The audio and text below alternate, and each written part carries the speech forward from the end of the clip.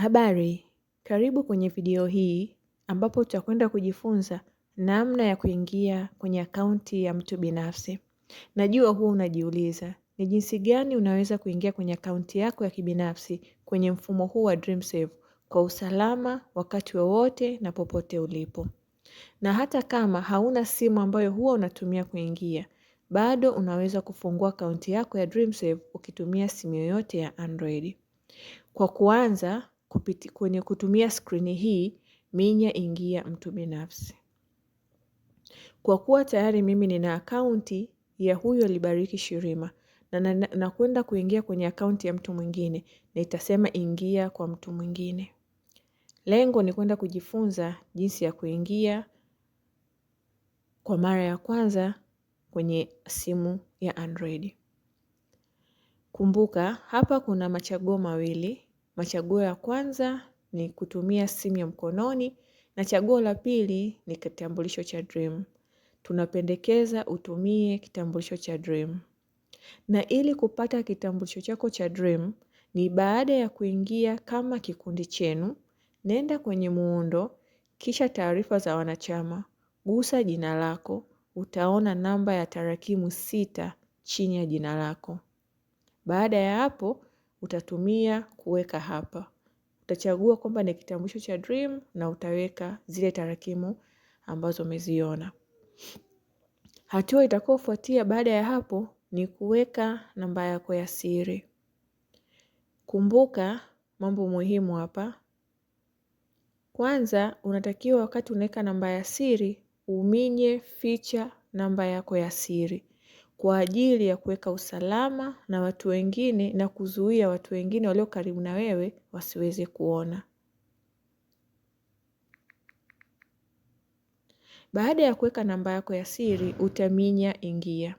Ili uweze kuingia, lazima uwe umewasha data ili uweze kupata akaunti yako kwenye simu hii.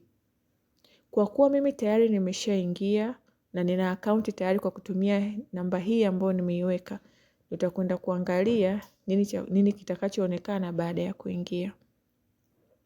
Ikiwa unatumia simu yako ya Android, mchakato unakuwa rahisi zaidi. Ikiwa umewahi kuingia hapo awali kwenye simu yako kama mimi nikitumia akaunti ya Libariki Shirima, jina lako na picha yako ya wasifu vitaonekana kwenye skrini. Chagua tu wasifu wako. Na baada ya hapo utaingiza nambari yako ya siri na kumbuka kuficha ili kuweza kuingia kwa usalama. Ficha kwanza uje uandike hiyo namba ya siri ambayo haitaonekana.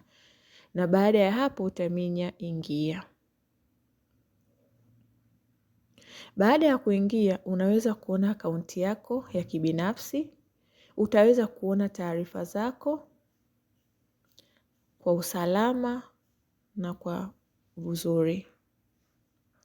Sehemu hii imeandikwa hariri maelezo, ni sehemu ambayo unaweza kubadilisha maelezo ya wasifu wako wa kibinafsi kama taarifa za msingi, mawasiliano, taarifa za familia au neno siri. Ikiwa wewe ni mwanachama wa vikundi zaidi ya kimoja vya akiba, unaweza kuona vikundi vyote kutoka akaunti moja hapa ya binafsi. Libariki ana akaunti moja, yuko kwenye kikundi kimoja ambacho ni kikundi cha mfano, anaonyesha taarifa zake zote hapo. Angekuwa na vikundi zaidi ya kimoja kingeonekana hapo mfano, na baada ya maelezo ya kikundi cha mfano kingeonekana taarifa za kikundi kingine hapo chini. Kutoka skrini hii unaweza kufuatilia kwa urahisi maendeleo ya akiba yako, salio la mikopo, fine na mahesabu ya mgao. Unapomaliza kuangalia akaunti yako, unaweza kutoka. Kwa kuminya kutoka, ili kuweza kutunza akaunti yako kwa usalama ikitokea mtu mwingine ameshika simu hii. Kwa usalama zaidi, kutoka kwenye wasifu wako wa kibinafsi, minya kutoka. Utaambiwa thibitisha, utasema thibitisha, utasema ndiyo, na baada ya hapo utakuwa umeshatoka kwenye akaunti yako binafsi. Asante kwa kunisikiliza.